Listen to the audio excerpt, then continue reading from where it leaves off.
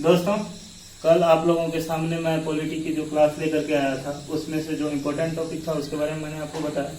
आज फिर मैं उसी इससे रिलेटेड टॉपिक लेकर के आया हूँ। आप लोग अगर अच्छा से इसको समझेंगे तो हमारे ख्याल से एग्जाम व्यू के दृष्टिकोण से आप लोगों का क्वेश्चन अच्छा बनेगा। इससे रिलेटेड जो क्वेश्चन आता है लगभग मैं उस सभी टॉपिक को ले जाऊँगा। इसके बाद बचता है कि ये टॉपिक को अगर अच्छे से आप अध्ययन कीजिएगा तो आप लोगों को हम एक एक टॉपिक को अच्छे से बताएंगे आगे चल करके।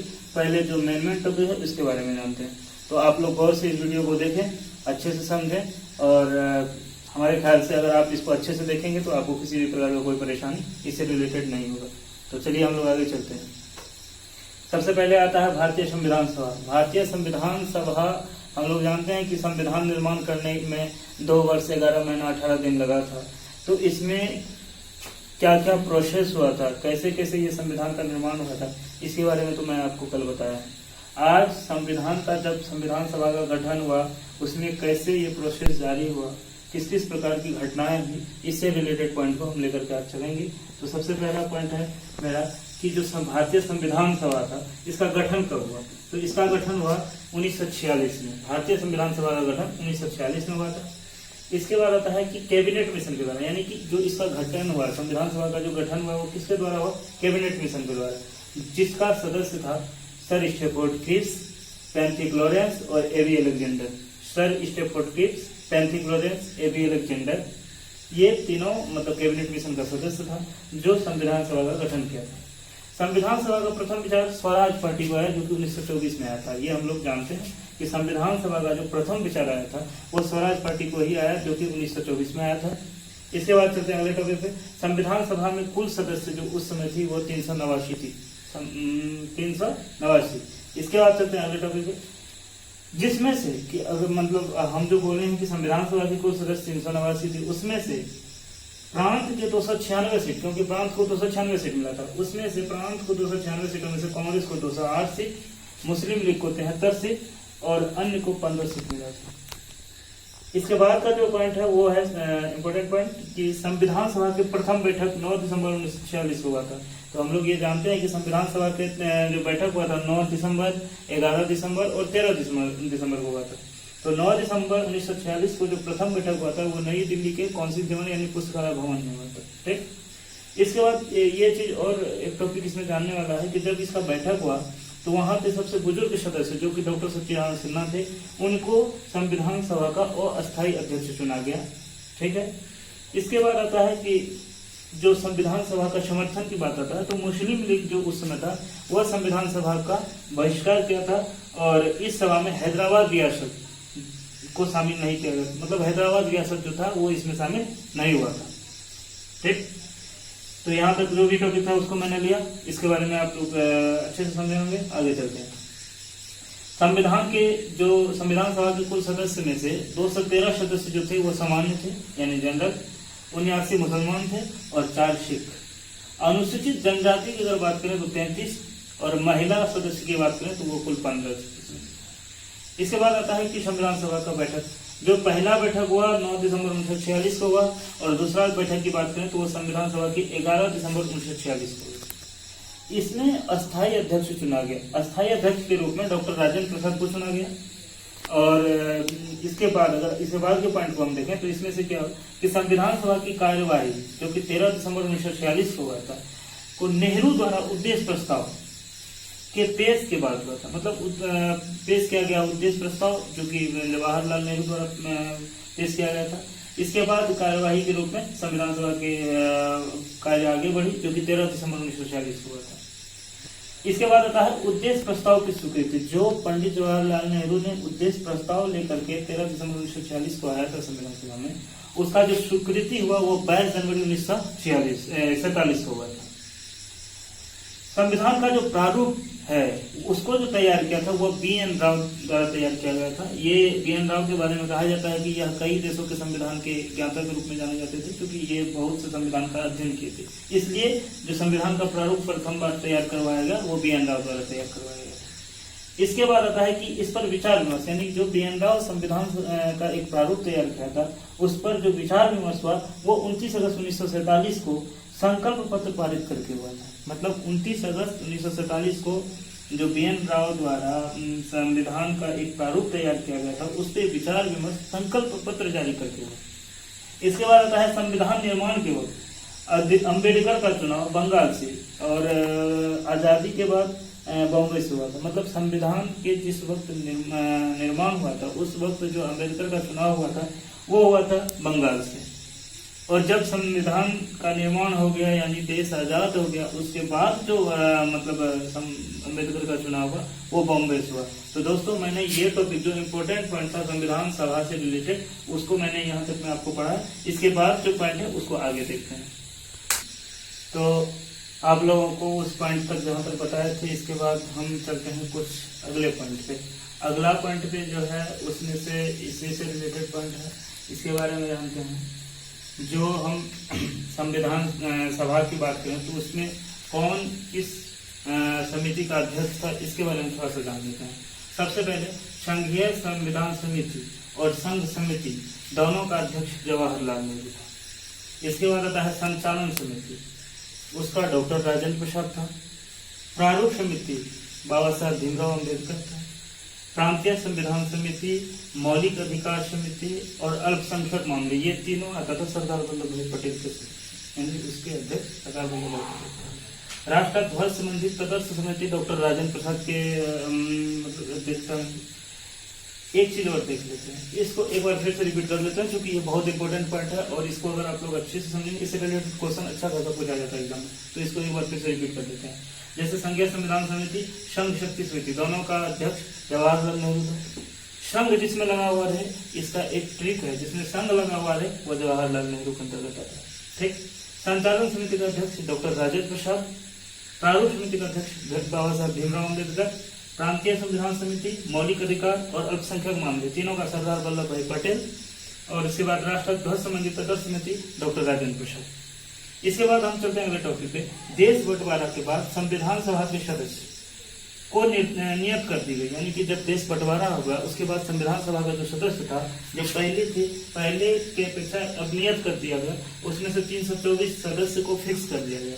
इसमें से जो प्रांत के अंतर्गत वो आते थे वो 235 और देशी राज्य जो थे, जो राज्य के अधीन थे, वो 89 के अंतर्गत आते। ठीक है। तो हम लोग यहाँ तक समझे।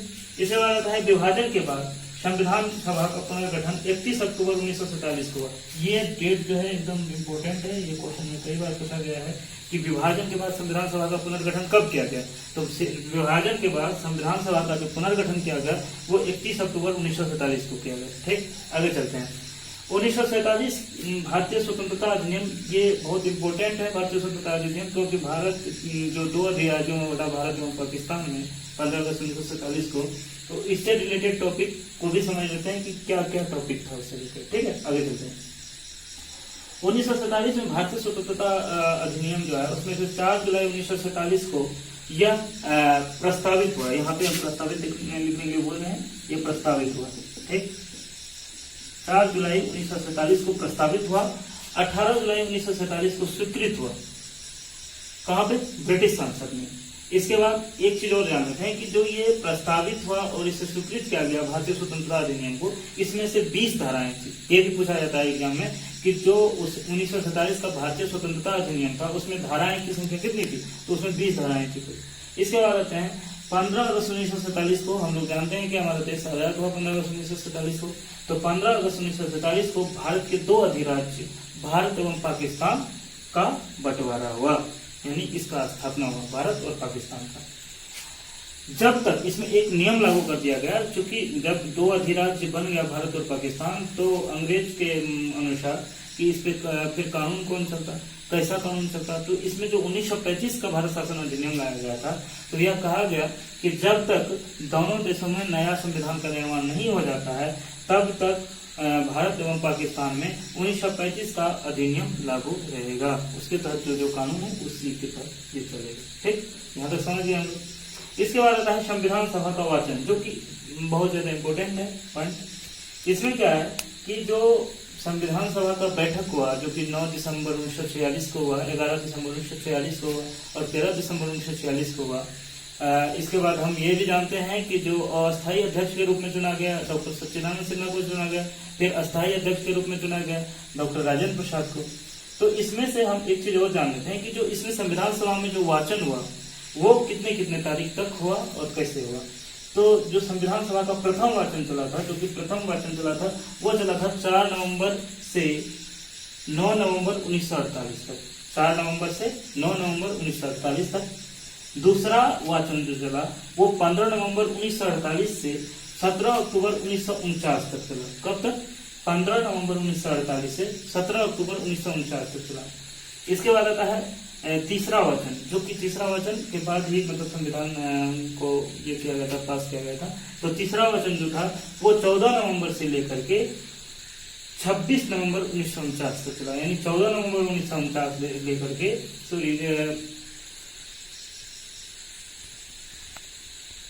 तो संविधान सभा के वाचन की हम बात कर रहे थे। तो संविधान सभा का जो प्रथम वाचन चला था वो 4 नवंबर से 9 नवंबर 1948 तक चला था। दूसरा वाचन जो चला था वो 15 नवंबर 1948 से लेकर के 17 अक्टूबर 1949 तक चला था। और तीसरा वाचन जो कि बहुत इंपॉर्टेंट है क्योंकि इसी के बाद संविधान को मतलब पास किया गया था, तो वो 14 नवंबर से लेकर के 26 नवंबर 1949 तक चला था। ठीक है, तो इसके बाद हम जो मतलब ये वाला पॉइंट है जो कि वाचन से रिलेटेड है या जो और टॉपिक से रिलेटेड था, इनके बारे में बताया। अब इसमें से जो पास किया गया संविधान को उस समय कितने सदस्य थी और कितने मतलब किसकी कितनी संख्याएं थी, इसके बारे में जानते हैं। ठीक, तो जहां तक मैंने बताया है उसके भी बाद फिर अगले टॉपिक को हम लोग जानते हैं। अगला टॉपिक जो है वो है कि जो तीनों वाचन हुआ, तीनों वाचन के बारे में आपको बताया हम अच्छे से। जो तीनों वाचन हुआ उसके बाद जो संविधान पारित किया गया इसके बारे में जानते हैं। तीनों वाचन के बाद 26 नवंबर 1949 को संविधान पारित कर दिया गया। मतलब जो तीनों वाचन हुआ संविधान सभा का, तीनों वाचन के बाद 26 नवंबर 1949 को संविधान पारित कर दिया गया, जिसमें 284 सदस्य उपस्थित थे। ये बहुत इंपॉर्टेंट टॉपिक है क्योंकि यह क्वेश्चन पूछा जाता है कि जिस समय संविधान पारित किया गया था उस समय संविधान सभा में कुल कितने सदस्य उपस्थित थे, तो कुल 284 सदस्य उस समय उपस्थित थे। इसके बाद आता है संविधान के निर्माण में कुल समय जो लगा था वो 2 वर्ष 11 महीना 18 दिन लगा था। इसके बाद बहस 114 दिन तक हुआ। इसके बाद आता है संविधान जब पारित हुआ 22 भाग 395 अनुच्छेद और 8 अनुसूचियां थी जब पारित हुआ था। मतलब कि 26 नवंबर 1949 को जो संविधान पारित हुआ था उस समय संविधान में 22 भाग 395 अनुच्छेद और 8 अनुसूचियां थी। वर्तमान समय की अगर बात करें तो वर्तमान समय में संविधान में 22 भाग 395 अनुच्छेद और 12 अनुसूचियां हैं। मतलब वर्तमान समय की बात करें तो 22 भाग 395 अनुच्छेद और 12 अनुसूचियां हैं। संविधान सभा की जो अंतिम बैठक हुई वो 24 जनवरी 1950 को हुई। ठीक, जिसमें राजेंद्र प्रसाद को राष्ट्रपति बनाया गया, यानी कि राजेंद्र प्रसाद को जो राष्ट्रपति बनाएगा वो यहीं पे बनाएगा, राजेंद्र प्रसाद को राष्ट्रपति बनाएगा। और संविधान 26 जनवरी 1950 से लागू हो गया। यानी कि हम लोग ये जानते हैं कि जो हम लोग गणतंत्र दिवस के रूप में मनाते हैं वो 26 जनवरी 1950 को मनाते हैं। स्वतंत्रता दिवस के रूप में हम लोग 15 अगस्त 1947 को मनाते हैं। तो जो गणतंत्र दिवस के रूप में हम लोग 26 जनवरी 1950 को मनाते हैं इसलिए मनाते हैं क्योंकि उस दिन के बाद से या उस दिन से हमारे देश में संविधान पूर्ण रूप से लागू हो गया था। तो जो उसमें राष्ट्रपति डॉक्टर राजेंद्र प्रसाद को बनाया गया। ठीक, इसके बाद आता है कि जो एक इम्पोर्टेंट टॉपिक यह है कि जो राष्ट्रमंडल का जो सदस्य बना भारत वो कब बना। तो भारत जो राष्ट्रमंडल का सदस्य 1949 में बना, ये इम्पोर्टेंट टॉपिक है। इसके बाद आता है कि राष्ट्रीय ध्वज, जो हमारा राष्ट्रीय ध्वज तिरंगा है, इसे 22 जुलाई 1947 को अपनाया गया। यानी कि भारत सरकार के द्वारा 22 जुलाई 1947 को हमारा जो राष्ट्रीय ध्वज है तिरंगा उसे अपनाया गया। इसके बाद आता है 24 जनवरी 1950 को भारत में राष्ट्रगान राष्ट्रगीत अपनाया गया। ठीक है, जो हम लोग जन गण मन गाते हैं या राष्ट्रीय गीत गाते हैं, यह कब अपनाया गया था, तो 24 जनवरी 1950 को अपनाया गया था। इसके बाद आता है 26 जुलाई 1947 को गवर्नर जनरल द्वारा पाकिस्तान की अलग संविधान की घोषणा की गई। ये टॉपिक थोड़ा हट के है, लेकिन ये इंपॉर्टेंट टॉपिक है क्योंकि ये क्वेश्चन पूछा जाता है कि जो पाकिस्तान के लिए अलग संविधान सभा की घोषणा कब किया गया था। तो 26 जुलाई 1947 को गवर्नर जनरल के द्वारा पाकिस्तान के लिए अलग संविधान सभा की घोषणा किया गया। तो दोस्तों, हमने आपको ये टॉपिक पूरा एक से लेकर के यहाँ मतलब पूरा जो जो इम्पोर्टेंट टॉपिक था उनके बारे में बताया आप लोगों को। आप लोग इस वीडियो को अगर अच्छे से देखेंगे, अच्छे से समझेंगे, तो हमारे ख्याल से इसमें रिलेटेड किसी भी टॉपिक से जो क्वेश्चन आएगा वो क्वेश्चन आप लोगों से नहीं छूटेगा। और मैंने मेहनत करके आप लोगों को ये वीडियो प्रोवाइड करवा रहा हूँ। अगर आप लोगों को ये वीडियो पसंद है तो आप लाइक करें, शेयर करें, सब्सक्राइब करें और इस वीडियो को गौर से देखें।